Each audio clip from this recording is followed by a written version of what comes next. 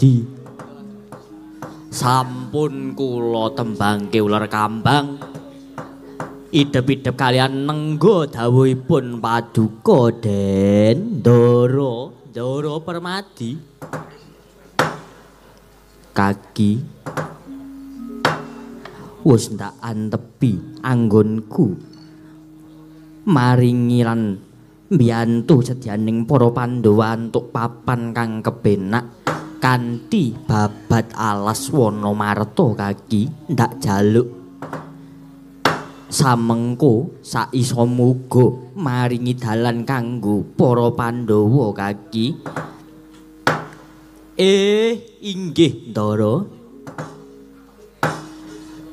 Monggo Ndara dipun kawiti kanthi niat ingkang sae lan tansah meminta marang Sang Hyang Agung supados tansah kalising sambikala nggenira lumampah ngangsalaken papan ingkang prayogi kagem para Pandhawa Ndara.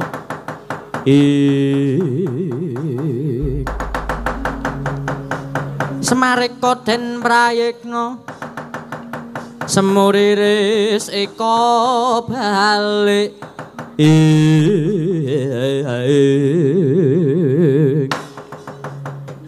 Tityani kandhayani Trisunde winayang jati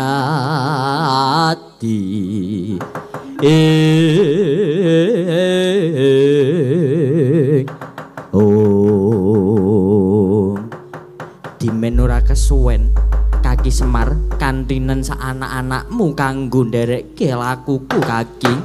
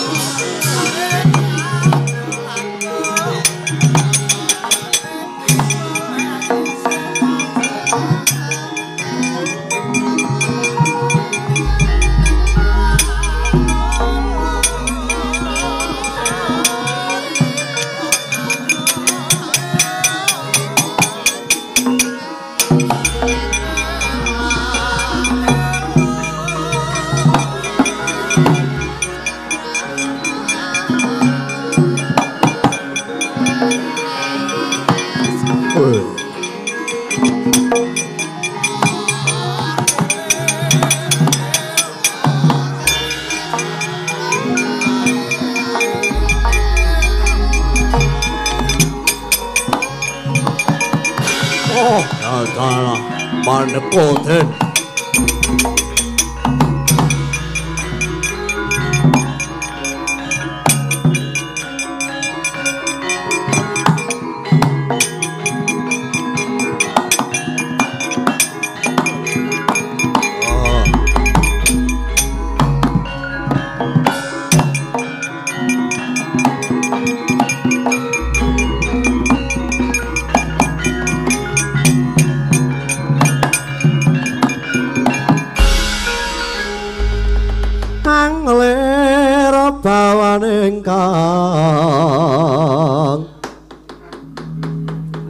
Sinong ati gawe kelar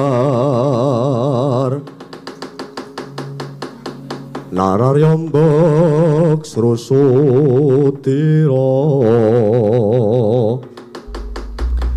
pamong sang rampak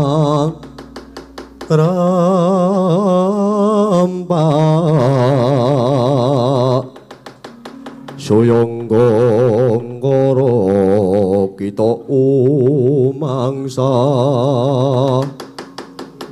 Oh Lah dalah. Iki ana satriya bagus cahyane. Den kowe sapa lan darbe sedya apa? Mapan ana ing wana marta kene, Den. Iki ana wujuding buta. Cat katon catura. Apa kowe bangsaning jim? Oh, lah dalah wasis iki. Iya, pancen aku sing tunggu alam kajiman kene. Kowe sapa, Den? Takon marang aku. Raden Permadi.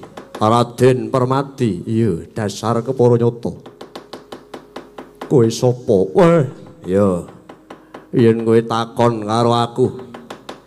Aku Wilawuk. Wilawuk, iya, dasar kepara nyata. Duwe sedya apa kowe mapan ana ing alas kene, Den? Anggonku mapan ana ing alas kene. Ora ana liya kejaba amung bantu marang Kakang Mas Bratasena. Anggone bakal mbabati alas iki kanggo kamuktening para kadang Pandhawa. Jebul kowe tunggale satriya kae kang gawe rusak ana ing alam kajimatan ya ana ing alam utawa ana ing praja Indraprastha.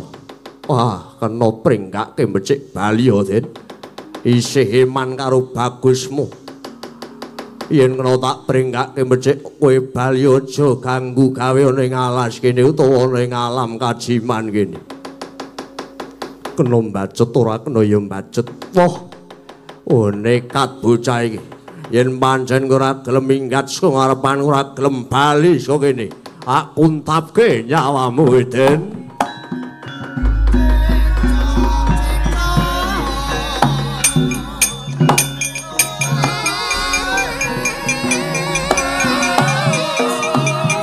Ojo endo.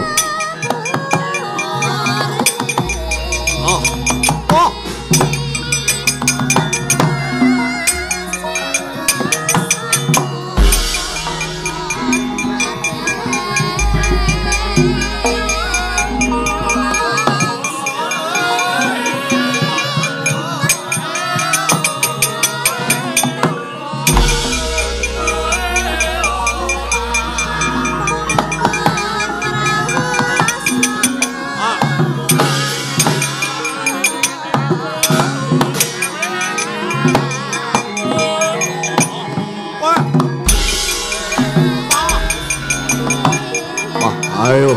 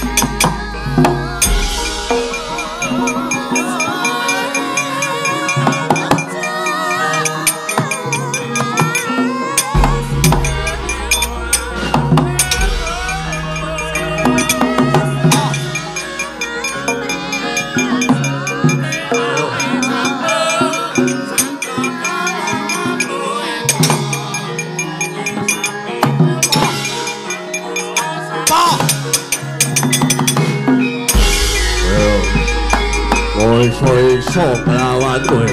Oh.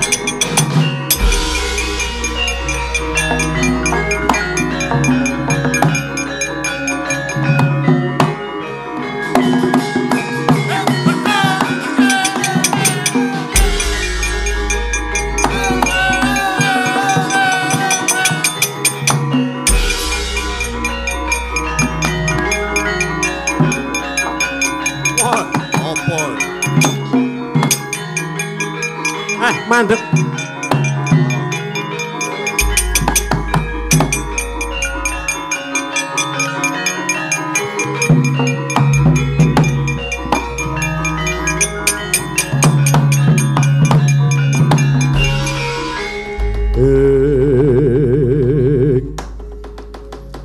Semareka den prayitna semurire seka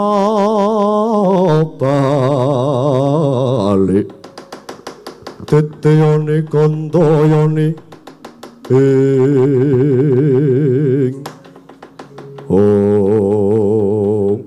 la tala iki sapa ana pawongan sarwa merkewuhake yen lanang kok kopek nanging yen wadon kok brengosen sapa wonten apa well kula niki Punakawan Semar abdinipun Ndara kula Pandhawa well adalah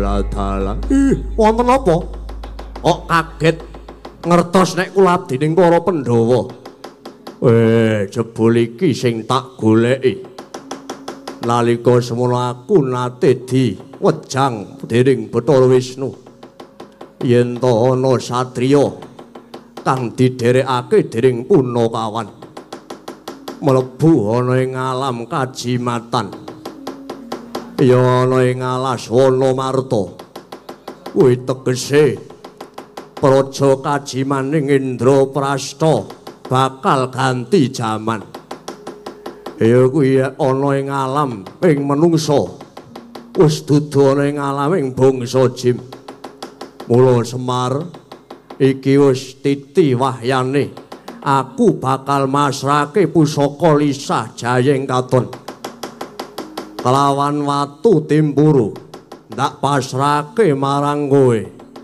kelawan para bendaramu Semar lan aku njaluk pamit bakal manjing ana ing alam nyata kaki Semar inggih matur nuwun Ndara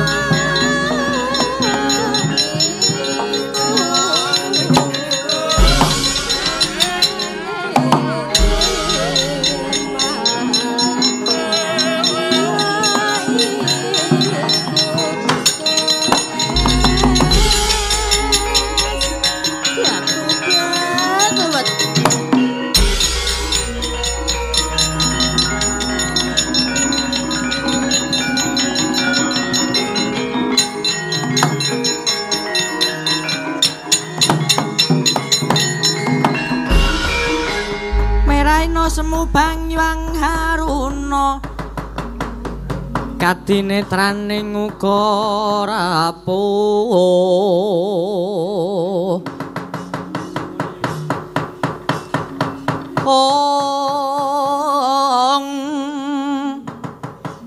sabdaning kukila ring kanikara saketur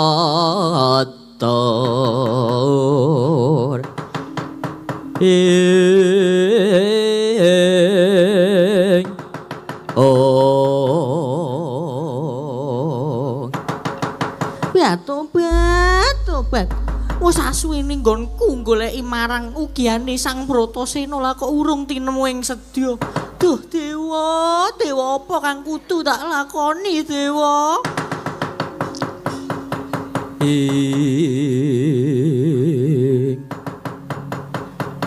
Semareka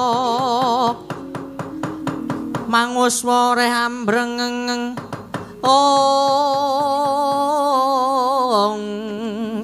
kadi karunaning kaswase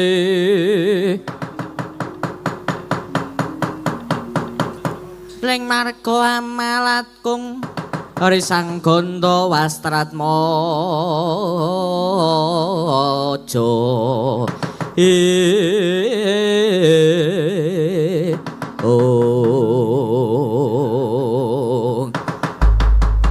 kaya wis rati nemu pepajaring lampah sangarimbi tansah sungkawa penggalira nanging datan kembu nggenira ngetapaken sedya daup kalian Bratasena jumangkah mangitan parane kaelekaning lelakon jumangkah dereng antos tebih langkahira pinanggih kelawan hugianira sang Bratasena.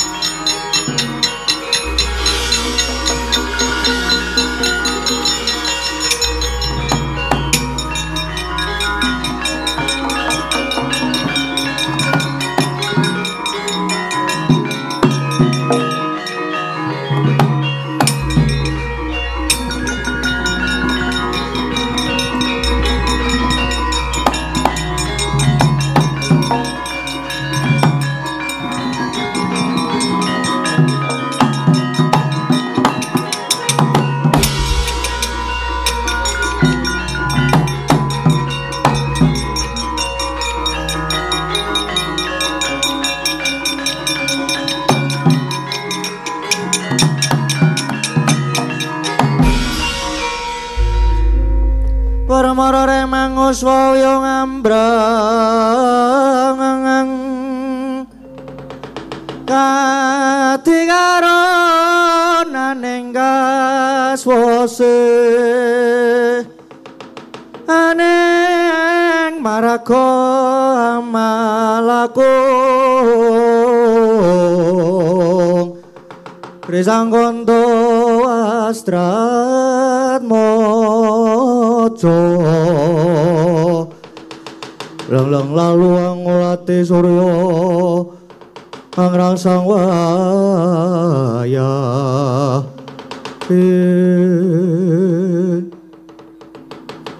Raden wah tulungono wah jlamprong konde babuku kembar aku tulungono Tobat Raden. Wah, suwe. Ana wong wadon sing nyaketi marang Bratasena. Sawa? Tobat. Tepan-tepangaken kemawon kula arimbe Raden. Raden Bratasena. Kula mireng menapa ingkang dados sumpah prasapa panjenengan nalika ketaman Aji Jalasutra. Panjenengan ngendika sinten kemawon ingkang saged paring pitulungan menawi jalar badhe dipun anggap sedulur menawi wadon badhe dipundhut garwa. Menapa menika leres Raden? Wah, yo. Bener, mul aku gek tang tulungono. Wah, tulungono aku arimpi. Inggih Raden. Ampun ngantos lincating janji lho Raden. Wah, yo, ora gagah aku tulungono. Inggih.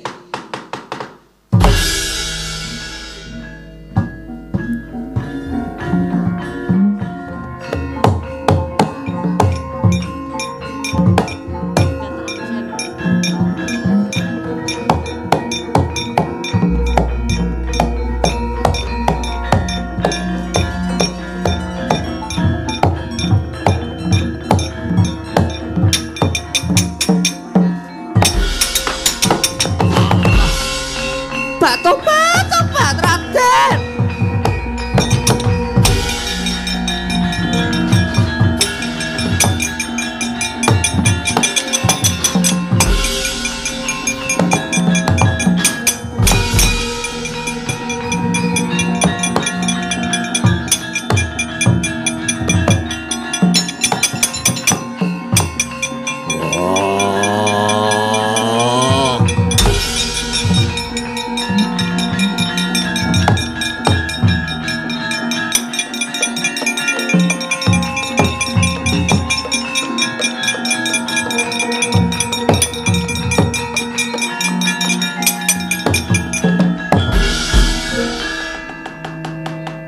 Wigrapala kang tumingal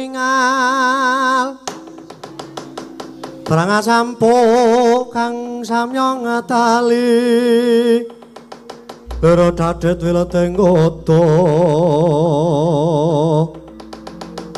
Daywangkung mangun sang nidi Benjang sang adi Latinya ngetali wuwus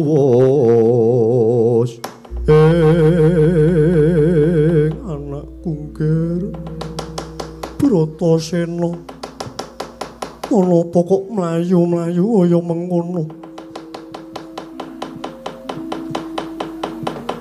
Anakku Bratasena nger Kang Mas wonten menapa melajar Kang Mas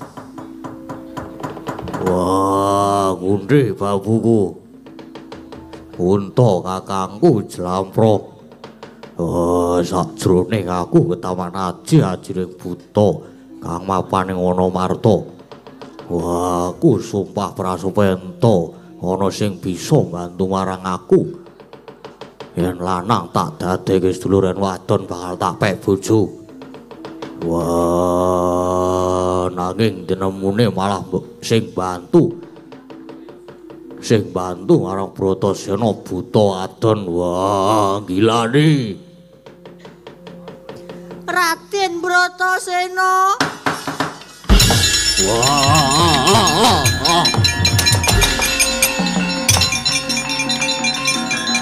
Bat Raden.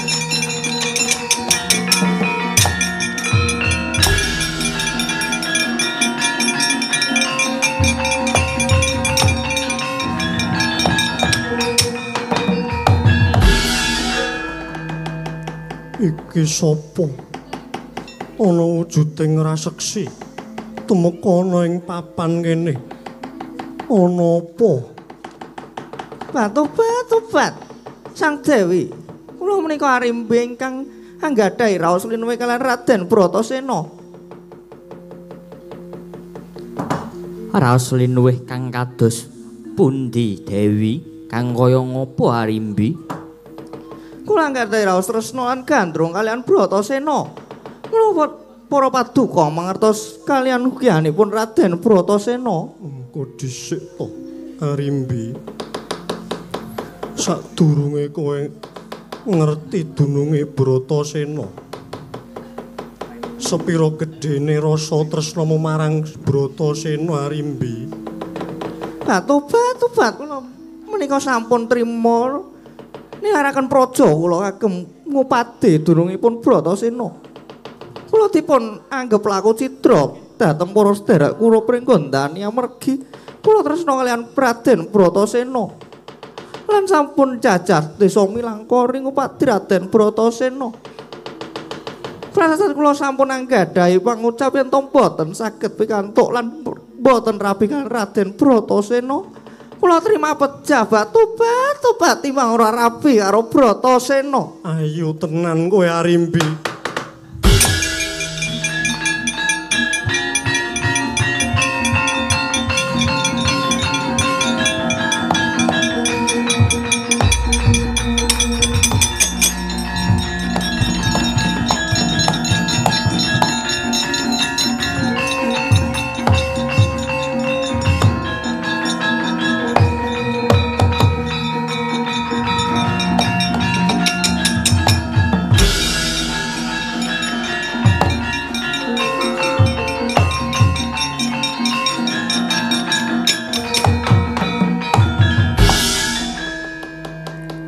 Arjuna undangan kakangmu Bratasena, Arjuna. Nun inggih sendika Kanjeng Ibu.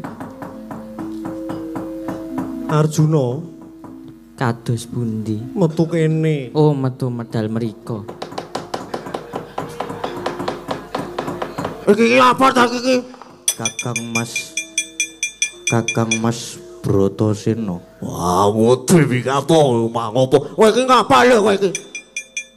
Ngomong kok wong gedene semono kok ndelik ning ngisor meja. Wah. Wanyundul meja tenan wong gedene semono kok. Apa Permati? Kakang Mas nggo mriko nggo Oga ora Arimbi wedeni. kalih kula kok nggo. Oga PN. Yakin. Yakin. Iya PN. Tenane Lan oga. rugi lho. Bilani. Kaya ora ana liyane. Rugi lho mengke. Jane iki ana apa ta iki? Lho, Wah, ayune. niki sinten, Ndara? Arimbi Arimbi niku sinten? maune raseksi sabda dadi ayu. Niki. Oh. Ayu tenan Yakin ora gelem? Gah. Tapeke ya. Wah, PN. Gah. Ambangane golek ngalor jono ra ya tapeke wae. Wah, ayune kaya ngene. widodari. Kakang Mas mboten kepo. Oh, kepo ya apa? Nggo mriko nggo Ah, tenan aku. Gila tenan aku. pun to mriko mawon. Getun ndara jenengan nek mboten ningali. Nggo to mriko. Gah. Menika dawuh Ibu Kunti. Gah. Wegah. Gila. Wis to ayo tarana percaya aku. Ora bayar apa piye kowe iki? Diuyak-uyak. Kene. Angele ora umum. Gah, tenan aku ora nyeneng-nyeneng tangan. Ora diceneng ora metu, ayo. Ayo. Dimatke. Karo bendarane kon kematke. Iki sopo? Sopo? Sopo iki mati? Yakin mboten purun. Wah, iki sopo? Yakin mboten purun. Sopo pura-pura purun? Nek ngene iki ya aku ya Menika Arimbi Kakang Mas. ora mungkin Arimbi buta bringis medeni ya. Yakin Kunti babuku. Piye Bratasena? Kaya Arimbi tenan podo. Iya. Kaya Arimbi tenan. Kok dadi ayu? Tak sabda. Pancen gedhe tenan rasa tresnane Arimbi marang kowe. Mula ayu tenan Arimbi. Wah. Permati. Oh, jatahe kakange kok. Oh, wis ana.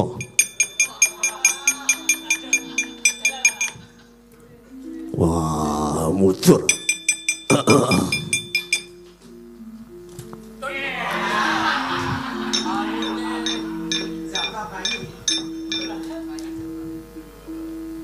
Arimbi.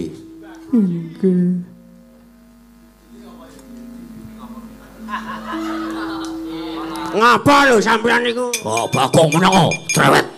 Jare ora gelem tak peke. Minggat. Nek wis ngene iki wedi tenan ya. Minggat tenan aku. Tak pake ndara.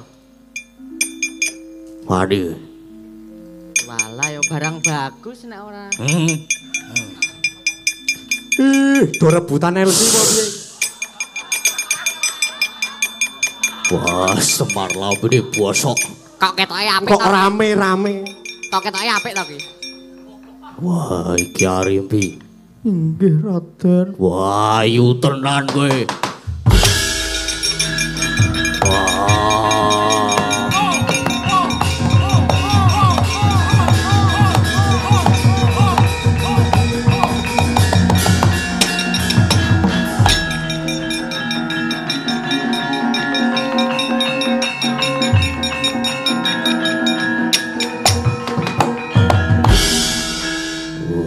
Arimbi. Bojoku tenan nek iki. Wah, katon nindah paras manis sumlat guyumu. Nek ngene iki wis ganteng urung aku. Gayu Arimbi kira-kira iso ora ya aku ya. Bagong ora sembrono kuwi klambiku. Masalahe dipepe sak nggon-nggon. Teles kae tanggo, biasane ya teles tanggo. Wah, nek kaya ngene iki ya sapa sing ora gelem?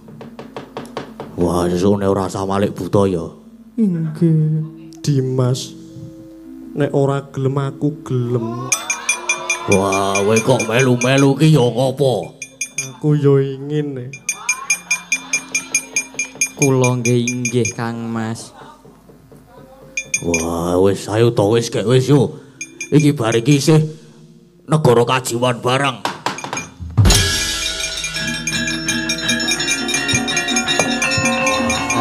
Arimbi.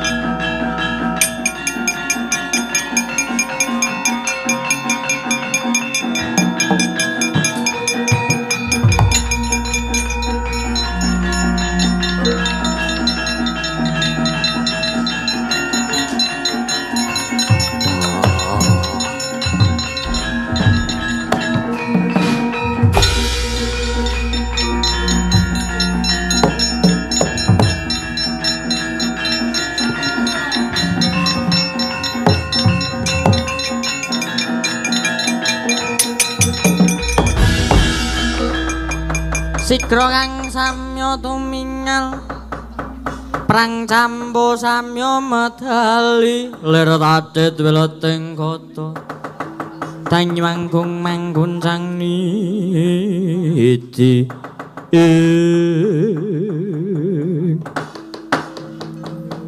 Dimas kadangipun Kakang adikku di Dandun Wacana Parto Nakula lan Sedewa ora suwe meneh kalungguhanipun Kakang lan kowe kabeh bakal lengser amarga iki wis titi wahyane negara Indraprastha bakal ganti jaman ing maune jaman kajiman sak mengko bakal ganti jaman nyata ya jamaning para manungsa ya ana manungsa 5 cacahe mlebu ana ing alam kajiman iki ya kuwi para satriya kang bakal ngenteni marang kalungguhanku lan kowe kabeh Dimas.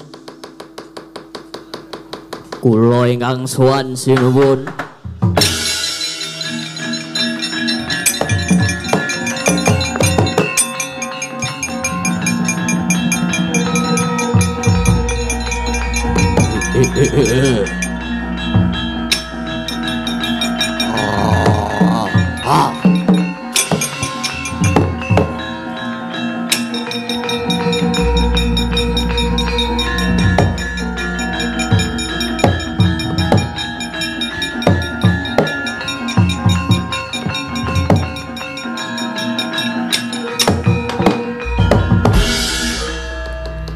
ana wigati apa sapu jagat sajak ana wigati kang mrayoga Inggih.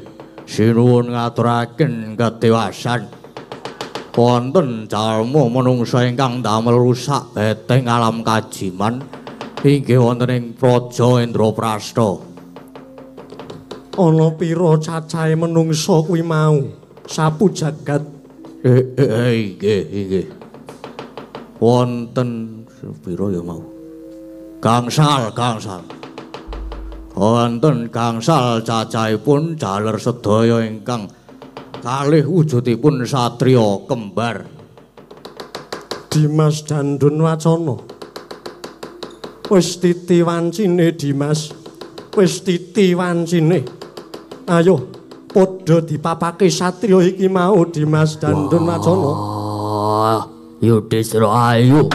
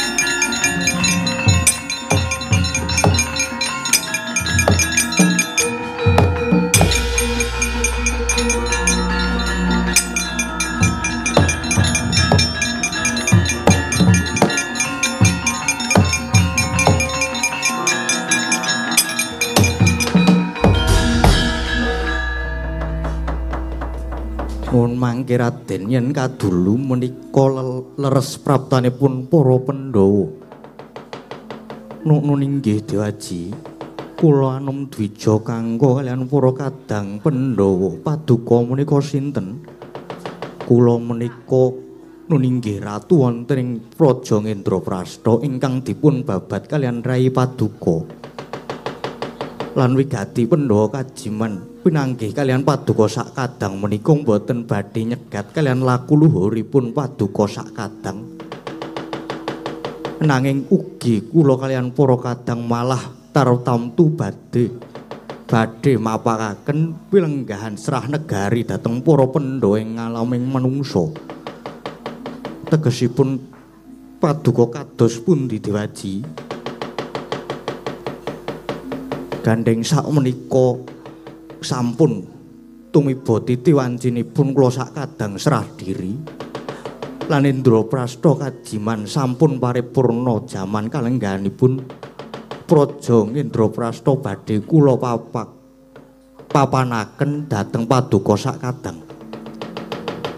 Kula aturi nampi lan lenggaske wonten negari Indraprastha den. Bumi gonceng langit kelap katon lir gincanging risang maweh kandrung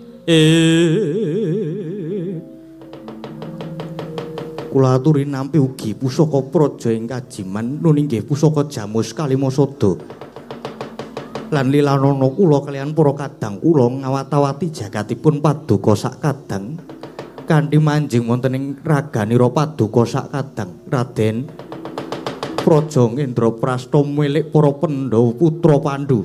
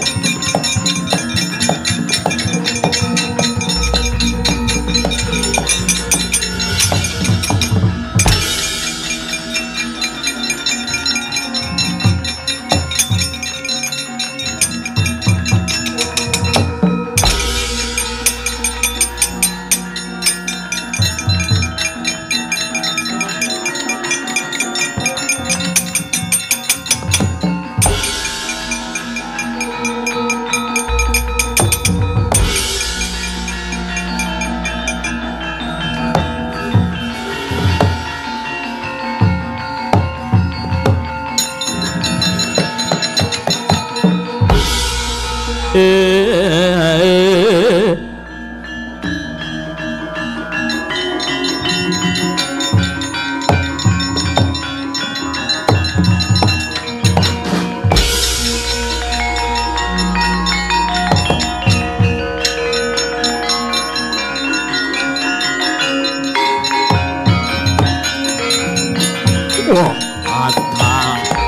patut banget. Wah.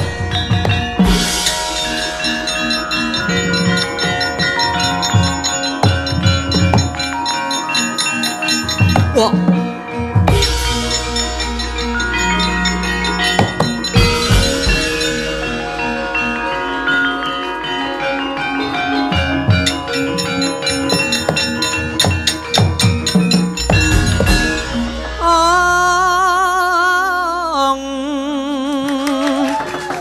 Kepranggul padha prayitna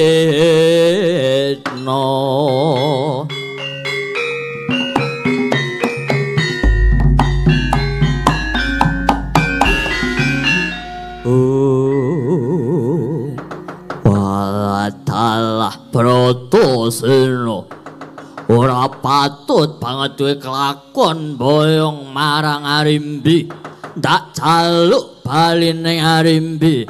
Wah, ora ndak lilani Arimbi bali marang Pringgondani. Yen ngono kowe bakal tak katutke dosane. Aku ora nglilani bali ning Arimbi marang Pringgondani nanging aku go narima lan ora bakal bisa tanding yuda marang kowe Kakang Arimba. Yen pancen kowe ora lila marang baline Arimbi ayo pancen nyata satriya sampurnakna Arimba. Wah ora.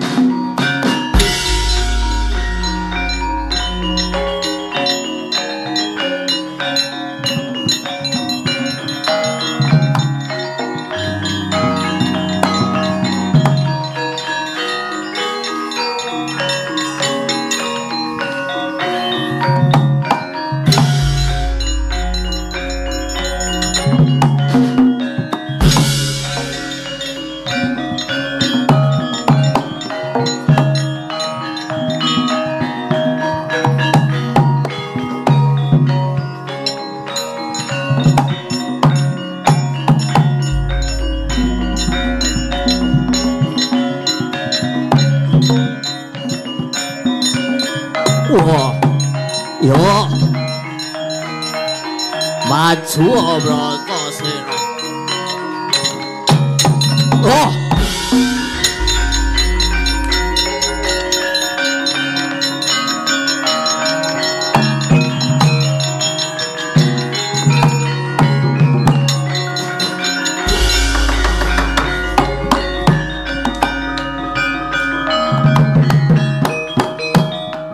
masalah kedaden geniro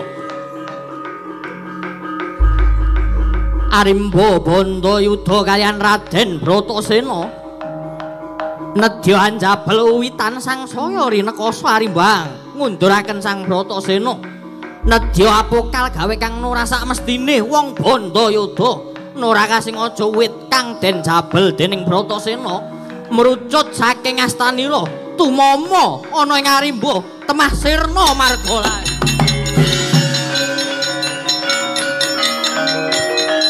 ayo waduh mati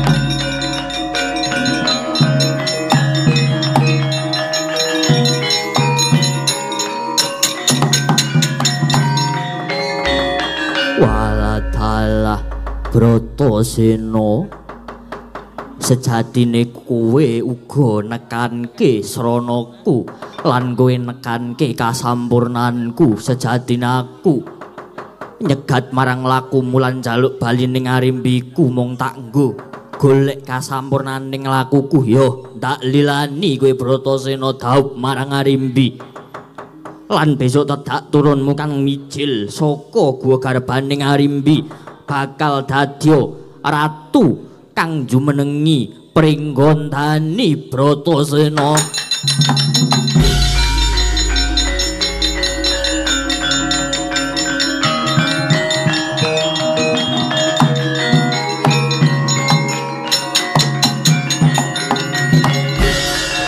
Kakang Arimba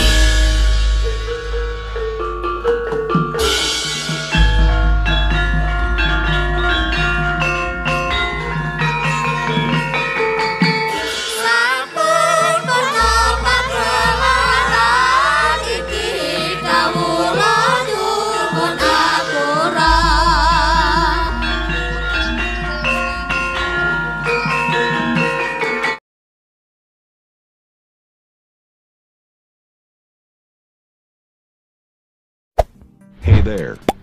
Subscribe to my channel. And also press this bell icon.